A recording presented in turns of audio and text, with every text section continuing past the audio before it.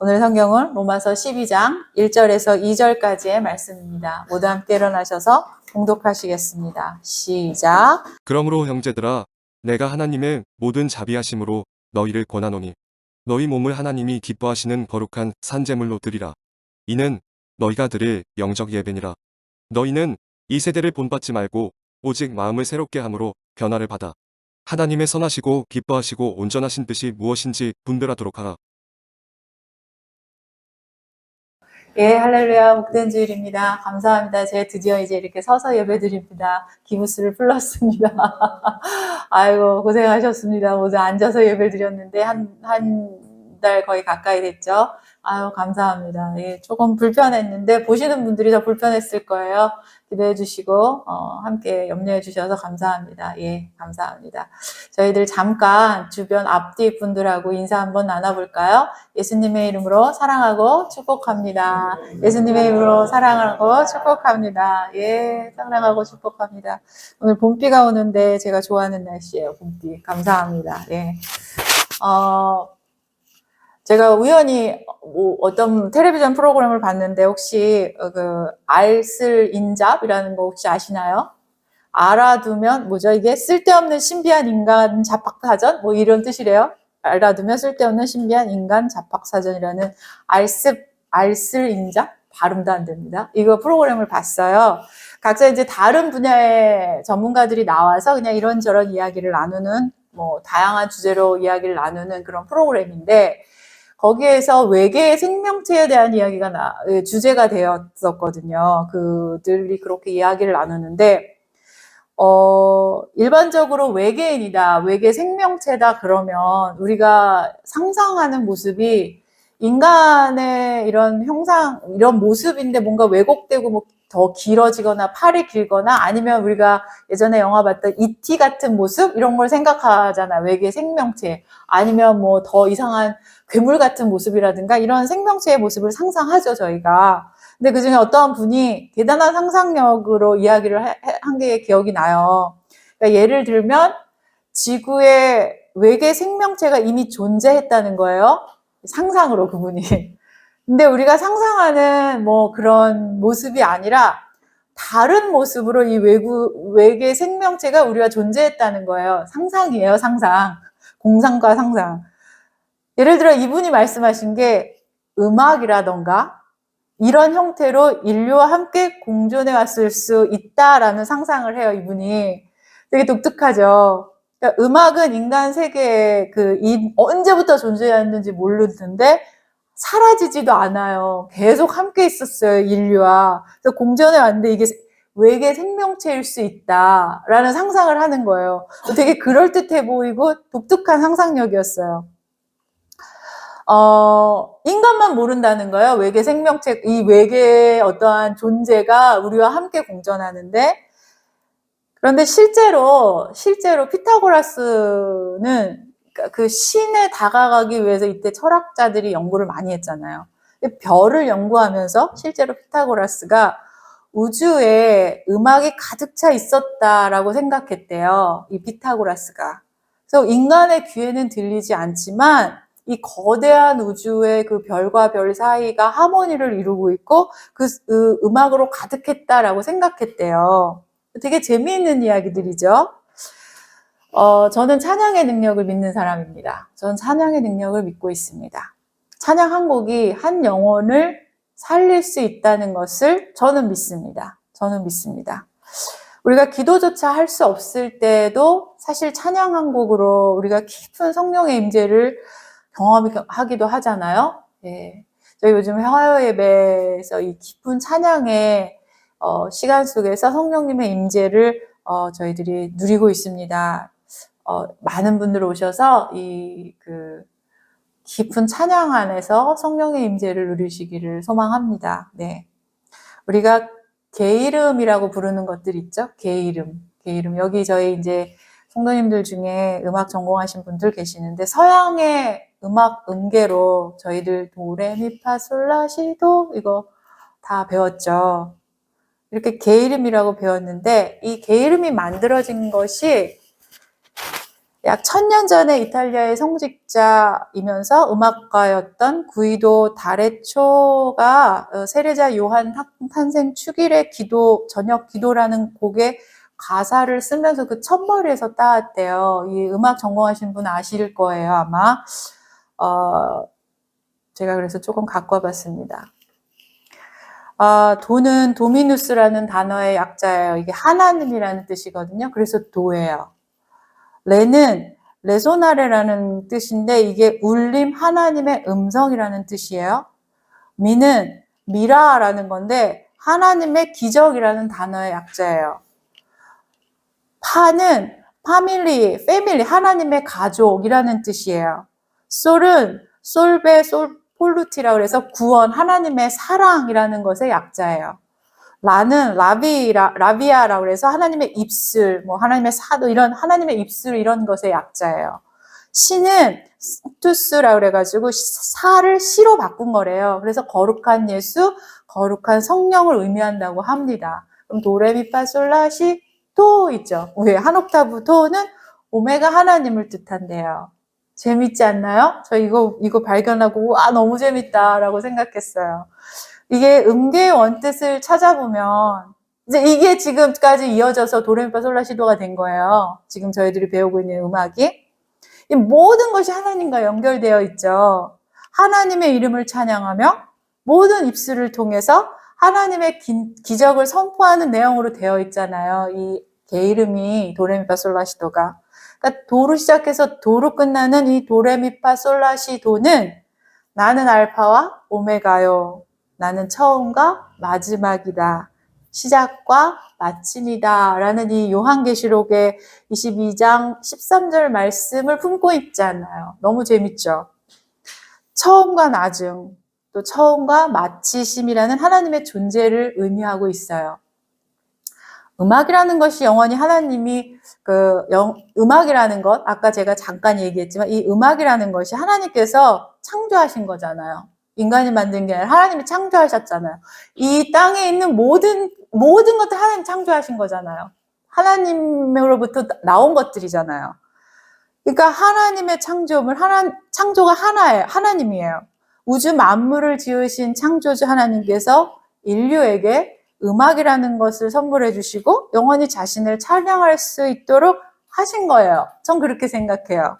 인류가 존재하는 한 이 음악 안 없어질 거예요. 찬양과 찬송이 없어지지 않을 겁니다. 어떤 형태로든 이건 존재할 거 아니에요. 그렇다면 아까 그 작가가 말씀하신 게 약간 저는 막 이렇게 생각되면서 가슴이 설레었어요. 저런 상상력 어떻게 저런 상상해? 근데 이렇게 또 연결해서 보면 그럴 수 있겠다. 그 사람은 외계 생명체라고 장난스럽게 얘기했지만 그럴 수 있겠다라는 생각했어요.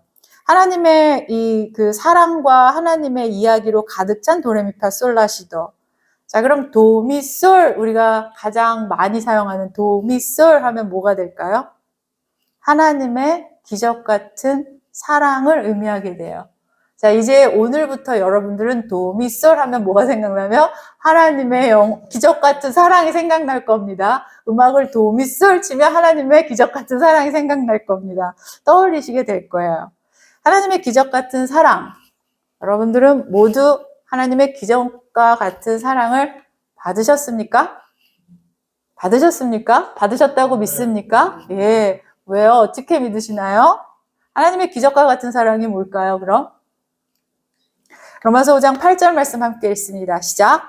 우리가 아직 죄인 되었을 때 그리스도께서 우리를 위하여 죽으심으로 하나님께서 우리에 대한 자기의 사랑을 확증하셨느니라. 예수님은 죄인들이었던 우리를 위해서 죽으셨어요. 경건하지도 않았어요. 죄인이었습니다. 이 죄인된 우리를 위해서 기꺼이 하나님의 아들이신 예수님은 십자가 죽음으로 그 구속사역을 이루어 주셨어요. 죄인을 살리기 위해서 기꺼이 죽음으로 갚으신 구속사역, 나의 죄를 갚아주신 이 구속사역, 하나님께서 우리를 얼마나 사랑하시는지 바로 확증하시는 사건이에요. 확증하시는 일입니다. 이게 바로 기적 같은 사랑이지 않습니까? 이거야말로 기적과 같은 사랑이라고 저는 생각합니다. 내가 너를 사랑한다. 나는 정말 너를 사랑해. 라고 말로만 하지 않으셨어요. 하나님께서는 내가 너를 사랑한다 말로만 하지 않으셨어요. 저는 하나님께서 내가 너를 사랑한다라는 이 말이 저한테는 굉장히 큰 의미를 갖고 있어요. 하나님을 인격적으로 만나는 순간 하나님께서 제게 해주신 말씀이 바로 이 말씀이었어요. 그동안 교회에서 수없이 많이 들었던 이야기였는데 그 순간 이 말이 제 귀에서 정말 무슨 스피커처럼 왕왕왕왕 울리면서 얘기하는 것처럼 들렸는데 저 그 자리에 주저앉아서 정말 대성통곡하면서 울었어요. 아, 하나님 날 진짜 사랑하시는구나. 단지 말로만 관념적으로 하는 게 아니라 이게 제 심령에 와 닿더라고요. 하나님의 사랑은 관념적인 게 아니에요. 그냥 말로만 내가 너를 사랑한다가 아닙니다. 이렇게 저희들에게 사랑을 확증하여 주십니다. 그런데 어떨 때 우리는 지금 내 앞에 문제가 너무 커 보여서 그 문제를 해결해 주시지도 않으시면서 뭐 나를 사랑한다 말씀만 하나? 하나님 너무 관념적이고 추상적이야 라는 생각할 때도 있죠. 아니 하나님 나는 이 문제를 해결해 달라고 사랑하는 거 알고요 이러잖아요. 저 예전에 아주 어릴 때 이런 기도 드렸었거든요. 어떤 문제를 가지고 하나님께 가면 하나님의 말씀은 내가 너를 사랑한다예요. 아니요 그게 말고 이거 해결해 달라고 그러니까 이거 이렇게 하냐고요 저렇게 하냐고요. 근데 내가 너를 사랑한다 이 말씀만 하세요. 그럼 뭔가 너무 관념적이고 추상적이다라고 우리가 생각하잖아요. 아니 아버지라면서요. 아니 사랑하는 거 안다니까요. 이 문제 해결해 주세요. 이런 투정 아닌 투정들을 저희들 하잖아요. 예, 지금 뭐 어떤 성도님들 웃고 계신데 그분이 하시는 걸 제가 들었거든요. 하나님께서 나를 사랑하신다는 이 확실한 증거는 내 앞에 놓인 어떤 문제들을 그때그때 치워주시고 해결해 주시는 것이 아니에요. 나를 진정한 새로운 생명으로 인도해 주셨다는 겁니다. 아무런 값 없이 나의 죄를 용서하고 의롭다고 선포해 주신 그 일이야말로 하나님께서 나를 사랑하신다는 증거입니다. 칭의는 하나님께서 나를 이제는 죄가 없다라고 선포해 주신 일이에요. 칭의라는 것은 하나님께서 나는 이제 죄가 없다, 너는 의로운 자야 라고 선포해 주신 것을 우리는 칭의라고 부릅니다. 죽을 수밖에 없었어요. 죽을 수밖에 없어요. 죽어야만 합니다. 그런 죄인이었던 나에게 예수님께서 십자가에서 대신 돌아가셨습니다. 나 대신 죽으셨어요. 그리고 이제 너는 죄가 없어. 너는 의로운 자야. 라고 선포해 주시는 것. 하나님의 의로움으로 가장 의로우신 존재인 하나님께서 자신의 의로움으로 너는 죄가 없는 의로운 자야 라고 선포해 주신 일이 바로 칭의예요. 우린 선한 것도 하나 없는 그런 죄인이었습니다. 죄인입니다. 근데 이것을 아는 자만이 내가 진짜 죽을 수밖에 없는 죄인이구나 라는 것을 아는 자만이 하나님의 크신 사랑을 받을 수 있는 자격을 가진 자예요. 내가 죄인이라는 걸 알지 못하는 사람은 하나님의 이 기적과 같은 사랑을 받을 수 있는 자격을 갖추지 못했다고 저는 생각합니다.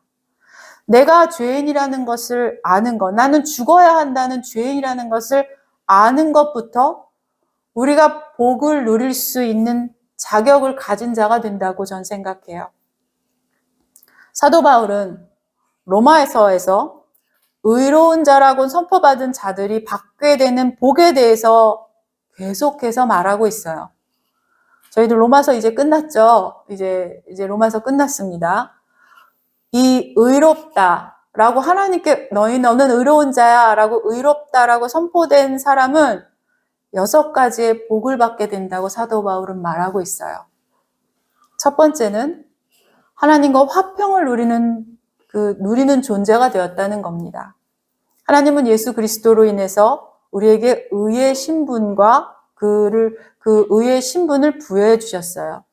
그때라야 우리는 화평을 소유할 수 있게 되었어요.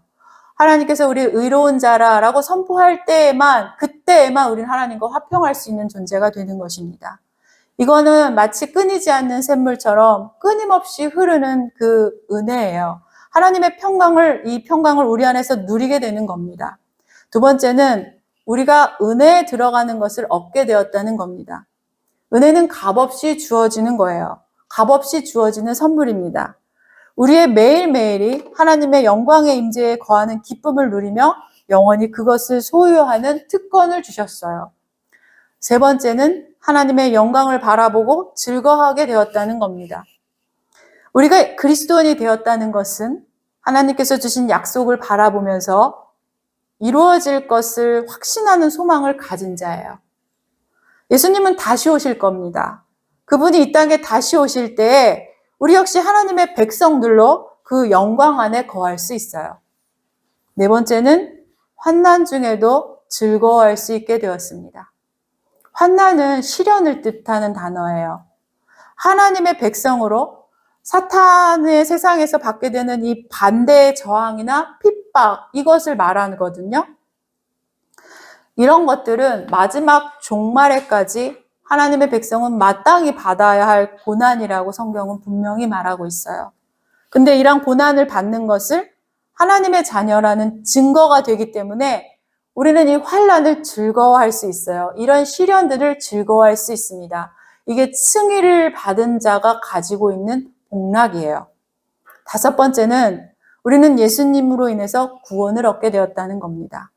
구원의 복을 받게 되었어요. 칭의라는 의롭다라고 선포받은 자는 이 구원의 복을 받게 되었습니다. 여섯 번째, 하나님 안에서 즐거워하는 것입니다. 우리가 즐거워할 수 있는 것은 죄인임에도 불구하고 나를 구원해 주셨다는 감사를 알기 때문에 즐거워할 수 있어요. 하나님 안에서 기뻐할 수 있는 것은 하나님께서 나를 선택하시고 나를 소유하셨다는 것을 알기에 기뻐할 수 있는 겁니다. 이렇게 칭의, 너는 의롭다 함을 받게 된 자는 6가지의 복을 누린다라고 사도 바울은 로마서에 기록하고 있습니다. 여러분들은 이 복락을 다 누리고 계십니까? 여러분들 다 하나님의 칭의로 옷을 입은 자들이죠. 너는 의롭다라고 선포되었던 자들이잖아요. 근데 이 복락을 지금 여러분들 6가지의 복락을 충분히 늘 항상 잘 누리고 계십니까? 스크루테프의 편지를 읽어보셨죠? 저희들 함께. 사탄은 우리의 모든 삶의 영역에서 어떤 수단과 방법을 가리지 않고 어떤 전략과 전술을 쓰고 짜서 어떻게 해서든지 우리가 하나님과의 관계에서 깨지는 그것을 위해서 노력합니다. 정말 집요하죠? 어떤 영역이든지 사탄은 파고들죠. 예수님이 다시 오실 그날까지 사탄은 세상에서 권세 잡은 자라고 말하고 있어요, 성경은. 예수님이 다시 오시는 그날까지 이 세상은 아직까지는 사탄이 권세 잡았어요. 사탄이 힘을 쓸 수 있다는 거예요. 사탄이 우리에게 어떠한 힘을 쓸 수 있는 권한을 가지고 있다는 거예요. 우리를 방해할 겁니다. 그래서 끊임없이 자기의 힘을 총동원해서 우리가 이렇게 입은 칭의라는 옷을 입고 이 땅에서 살아가는 것을 어떻게든 벗겨내려고, 어떻게든 방해하려고, 어떻게든 하나님과의 관계가 더 멀어지고 더 깨지게 하려고 노력할 겁니다. 사탄이 가장 목적이 되는 게 뭐냐면 우리 성도가 성도답게 성도다움으로 살아갈 수 없도록 성도임을 포기하도록 공격하고 유혹할 겁니다. 이 유혹은 지금도 계속될 거예요. 여러분들의 삶에서 계속되고 있습니다. 저도 물론 당연히 항상 늘 받고 있습니다. 저라고 예외는 없어요. 그럼 우리 어떻게 살아야 할까요? 우리는 어떻게 살아야 할까요? 이 칭의를 입은 자로, 칭의, 의롭다라고 선포된 자로 우리는 어떻게 살아가야 할까요? 오늘 사도 바울은 구원받은 자, 이렇게 칭의를 입은 자는 어떻게 살아가야 하는지 정확하게 말하고 있습니다. 오늘 말씀이죠. 로마서 12장 1절 2절 함께 읽습니다. 시작. 그러므로 형제들아, 내가 하나님의 모든 자비하심으로 너희를 권하노니 너희 몸을 하나님이 기뻐하시는 거룩한 산제물로 드리라. 이는 너희가 드릴 영적 예배니라. 너희는 이 세대를 본받지 말고 오직 마음을 새롭게 함으로 변화를 받아 하나님의 선하시고 기뻐하시고 온전하신 뜻이 무엇인지 분별하도록 하라. 아멘. 그러므로 형제들아 내가 하나님의 모든 자비하심으로 너희를 권하노니 너의 몸을 하나님의 기뻐하시는 거룩한 산 제물로 드리고 이는 너희가 드릴 영적 예배니라. 너희는 이 세대를 본받지 말고 오직 마음을 새롭게 함으로 변화를 받아 하나님의 선하시고 기뻐하시고 온전하신 뜻이 무엇이든지 분별하도록 하라. 사도 바울은 구원을 받은 그리스도인들은 자신의 몸을 하나님께 드려야 한다고 말하고 있어요. 우리의 몸을 하나님께 드려야 한답니다. 우리 몸을 하나님께 거룩한 산 제물로 드리는 것이 예배라고 말하고 있어요. 이것이 바로 영적 예배이며 하나님께서 기뻐하시는 진정한 예배라고 바울은 말합니다. 사도 바울이 말하는 이 몸이라는 것은 단순히 우리의 이 바디, 육신을 뜻하는 것은 아니에요. 이 원어가 소마라는 단어예요. 이 소마라는 단어인데 이게 단지 우리의 몸, 이 바디, 육신만을 의미하진 않고요. 인간의 인생 전체를 뜻하는 말이기도 해요. 거룩한 산 제사를 드리라는 것, 제사라는 단어 자체가 구약에서는 제의 행위를 말하거든요. 이 제사라는 게 구약의 제의 행위예요. 근데 이것을 바울이 지금 차용해서 갖고 오고 있잖아요. 그러니까 제사라는 단어는 어떠한 짐승을 죽이는 거예요. 이 단어 자체가 짐승을 죽이는 제의라는 의미를 갖고 있어요.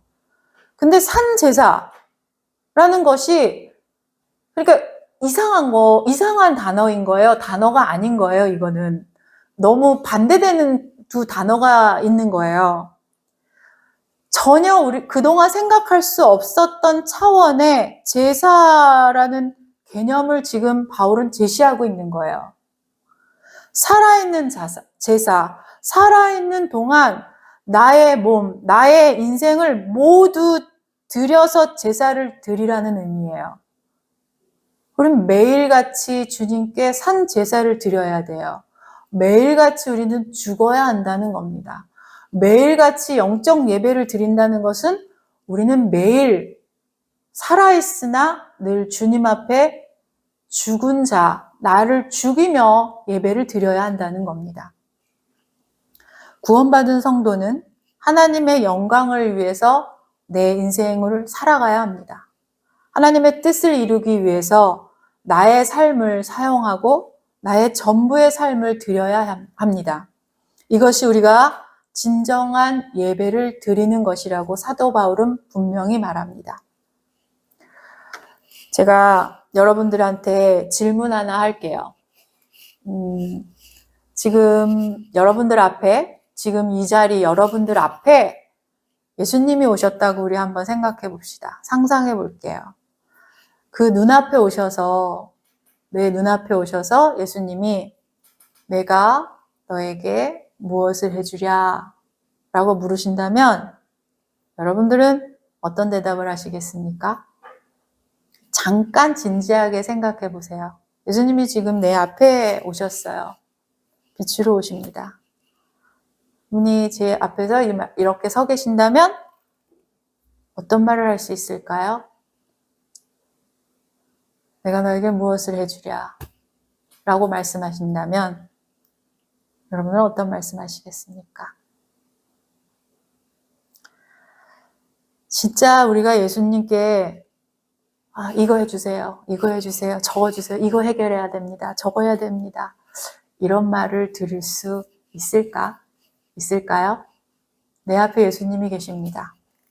빛 대신 예수님, 진리이시며 생명 되신 그분이 내 눈앞에 빛으로 서 계십니다. 그러면 하나님, 예수님 진짜 잘 만났습니다. 빨리 이거 해결해 주십시오. 그럴 수 있을까요? 그럴 수 있을까요? 그 빛에 압도되어서, 그 진리에 압도되어서, 그 생명에 압도되어서 아무 말도 못하지 않을까요? 그저 그 충만함과 은혜에 압도되어서 그 충만과 은혜가 그냥 내 안에서 느껴져서 뭘 해결해 주세요, 뭘 주세요라고 말하지 않지 않을까요? 그저 이 충만함으로, 이 충만한 기쁨으로 아무 말도 못할 것 같아요, 저라면. 하나님께서 여러분들에게 품으신 뜻이 있을 겁니다. 여러분들 한 분 한 분께 품으신 뜻이 있을 거예요. 그 뜻이 뭘까요? 그 뜻이 오늘 1등하게 해주십시오. 대기업에 들어가게 하는 거, 아니면 뭐 부자가 되는 거, 사업이 해결되는 거, 뭐 승승장구하는 거, 큰 인기를 얻는 사람이 되는 것. 이게 하나님이 나한테 품은 뜻은 아닐 거예요. 하나님께서 내게 품으신 그 뜻은 분명 이 세상에서 말하는 것들은 아닐 겁니다. 너희는 이 세대를 본받지 말고 오직 마음을 새롭게 함으로 변화를 받아 하나님의 선하시고 기쁘게 하시는 온전한 뜻이 무엇인지 분별하도록 하라 라고 말하고 있습니다. 진정한 예배는 하나님의 뜻을 분별하는 것부터 시작합니다. 하나님의 뜻은 무엇일까요? 우리에게 하나님의 뜻은 무엇을 가지고 계실까요? 여러분들 알고 계십니까? 하나님께서 나에게 품으신 뜻, 하나님의 선하시고 기쁘게 하시는 온전한 뜻을 알아야 합니다. 그리스도인은 더 이상 세상을 따라가는 사람이 아니에요. 사람들이 많이 걸어가는 그 길로 가는, 그 큰 길로 가는 사람도 아닙니다. 새 사람이 된다. 새 사람이 된 사람은 변화를 받아야 합니다. 변화를 받아야 해요. 내 삶에서 어떤 변화를 가져왔는지 여러분들 한번 생각해 보세요. 여러분들 내 삶에서, 내 인생에서 하나님으로, 예수 그리스도로 내가 의롭다라고 이 선포받은 자로 어떤 변화를 받으셨어요? 어떤 변화를 받으셨습니까? 변한 것이 하나도 없다면 변화를 받은 게 아니잖아요. 옛날과 똑같다면. 여러분들은 하나님께 의롭다라고 선포된 칭의를 가진 자로 내 삶에는 어떤 변화가 일어났는지 생각해 보십시오. 마음을 새롭게 함으로라는 이 원어 뜻대로 해석하면 혁명을 일으키듯이 변화를 일으킨다는 뜻이에요. 그냥 한 부분이 변화가 아니라 혁명을 일으키듯이 완전히 변화되는 것을 의미하는 단어예요. 그냥 조금 변하는 게 아니에요. 근본적인 것에부터 혁명적으로 변화가 일어났다는 것을 의미해요. 구원받은 인간은 이제 종의 자리에서 나의 영원한 생명, 종의 자리에서 나와서 영원한 생명을 가진 자로 새롭게 된 자예요. 성령의 충만함을 가진 자로 그동안의 모든 삶의 모든 모습들, 생각들, 가치관들, 세계관들이 혁명적으로 변화되는 거예요. 이 변화를 받아들이는 겁니다, 우리가. 바울은 하나님의 온전한 뜻을 분별하여 하나님의 뜻을 완성하며 살아가는 것이 진정한 예배라고 강조합니다. 하나님의 온전한 뜻을 분별하고요. 하나님의 뜻을 완성하며 살아가는 것이 진정한 예배라고 바울은 말합니다. 하나님의 뜻을 따라 새 사람으로 살아가는 것이 진정한 예배를 드리는 자예요. 우리가 이렇게 예배 주일날 모여서 예배당에 나와서 한두 시간 찬양하고 기도하는 것으로 우리는 예배 끝났다라고 하는 것이 아니라는 것이죠. 하나님의 자녀로 마음을 새롭게 하여 변화를 받은 우리는 세상의 악한 풍습들, 악한 가치관들, 잘못된 모든 것들을 하나님의 뜻과 구별하고 분별해내고 옳은 것을 가려낼 수 있어야 합니다. 이런 어떤 노력이 없다면 우리는 예배드리고 있는 게 아니라는 거죠. 우리의 삶을 산 제사로 드리라. 거룩한 산 제사로 드리라. 이런 노력들로 우리는 산 제사를, 살아있는 예배를 드리고 계실까요? 여러분들은 정말 매일 주님께 영적 예배를 드리고 계십니까? 데살로니가전서 5장 16부터 18절 말씀 함께 읽습니다. 시작. 항상 기뻐하라. 쉬지 말고 기도하라. 범사에 감사하라. 이것이 그리스도 예수 안에서 너희를 향하신 하나님의 뜻이니라. 항상 기뻐하라. 쉬지 말고 기도하라. 범사에 감사하라. 이것이 그리스도 예수 안에서 너희를 향하신 하나님의 뜻이니라. 아멘이십니까? 하나님께서는 우리가 변화되어서 항상 기뻐하시길 원하십니다. 쉬지 말고 기도하길 원하십니다. 어떤 상황에서도 감사하길 원하십니다. 이것이 하나님께서 우리에게 원하는 뜻이라고 말씀하십니다. 그러니까 우리의 삶을 너의 몸을 거룩한 산 제사로 드리라. 너무 관념적이에요. 어떻게 우리를 매일같이 거룩하게 삽니까? 너무 어려워요. 그래서 제가 아주 쉬운 걸로 찾아온 거예요. 항상 기뻐하고요. 쉬지 말고 기도하고요. 범사에 감사하고요. 이 세 가지가 내 지금 순간에 없으면 지금 우린 거룩한 산 제사를 드리지 않는 거예요. 우리의 삶이. 기뻐하고 있다면 우리는 영적 예배를 기쁘게 하나님을 기뻐하신 예배를 드리고 있는 거고요. 우리가 기도하고 있다면 영적 예배를 드리고 있는 거고요. 상황과 현실을 보지 않고 모든 상황 속에서 그럼에도 우리가 감사의 마음을 주님께 올린다면 이게 영적 예배를 드리고 있는 거예요. 거룩한 산 제사로. 그러니까 이 세 가지가 지금 내가 없다. 그럼 얼른 생각을 고쳐두시고 나 이 세 개 중에 아무것도 없네. 그리고 이쪽으로 가시길 원합니다. 가시길 바랍니다. 여러분들 성공하고 싶으신가요? 성공하고 싶으신가요? 전 성공하고 싶습니다. 우리가 이 땅에서 성공적인 삶을 살아간다는 것은 바로 이런 것을 말하는 거예요. 하나님을 사랑하고 하나님의 몸 되신 교회를 위해서 헌신하고 변화된 마음을 가지고 소망과 비전을 가지고 살아가는 자일 겁니다. 항상 기뻐하고 기도하며 감사하는 자들로 이렇게 우리가 하나님께서 우리에게 뜻하신 것을 분별하며 살아가는 노력을 드리는 것, 이것이 바로 우리가 드릴 영적 예배입니다. 이런 의지와 믿음을 드릴 수 있는 여러분들이 되시길 축원합니다. 세상에서 보면 작고 초라해 보이고 아무것도 가진 것이 없고 몸도 연약하고 가진 것도 없어 보이고 능력도 없고 아무런 힘도 없고 능력이 없어 보여도 하나님을 가장 기쁨을 드릴 수 있는 제사를 드릴 수 있습니다. 성령님은 우리가 주님을 찬양할 수 있도록 내 안에 내주하십니다. 내가 어느 때이든지 그 이름을 부르는 것만으로도 주님을 찬송하며 찬양하는 것만으로도 주님을 기뻐하는 내 삶의 예배자로, 내 삶을 예배자로 드리는 여러분들이 될 것입니다. 거룩한 산제사로 우리의 매일매일의 삶을 드리는 여러분들 되시길 축원합니다. 가장 복된 자로 살아가는 여러분들 되시길 축복하며 잠깐 저희들 기도하길 원합니다. 조용히 눈을 감으시고 오늘 말씀을 묵상하는 시간 가지도록 하겠습니다. 첫 번째로, 나는 진정 변화된 것이 있는지 지금 이 시간 주님께 말씀드리십시오. 나는 변화된 것이 있는지 주님께 말씀드리십시오. 두 번째로, 나는 지금 내 인생에서 어떤 것으로 주님께 예배드리고 있는지 주님 앞에 말씀드리십시오.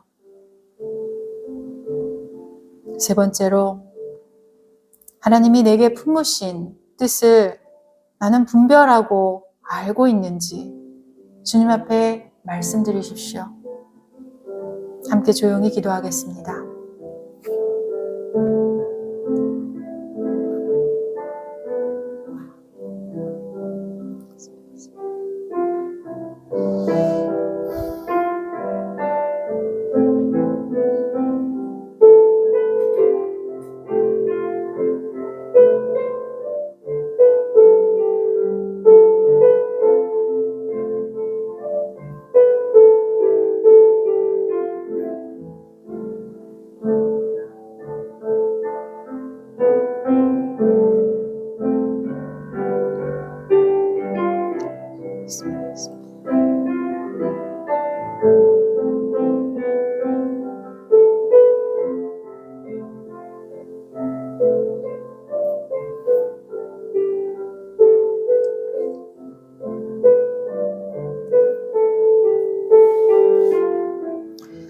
우리들의 모든 삶은 하나님의 손 안에 있습니다. 그러기에 먹든지 마시든지 무엇을 하든지 하나님의 영광을 위해서 하는 하나님의 백성의 삶이 되길 기도합니다. 우리의 구원자 되시는 예수 그리스도의 이름으로 기도합니다. 축도함으로 예배를 마치겠습니다. 우리 구주 예수 그리스도의 은혜와 하나님의 사랑과 성령의 교통하심이 성도들의 머리 위에 이제로부터 영원토록 함께할지어다.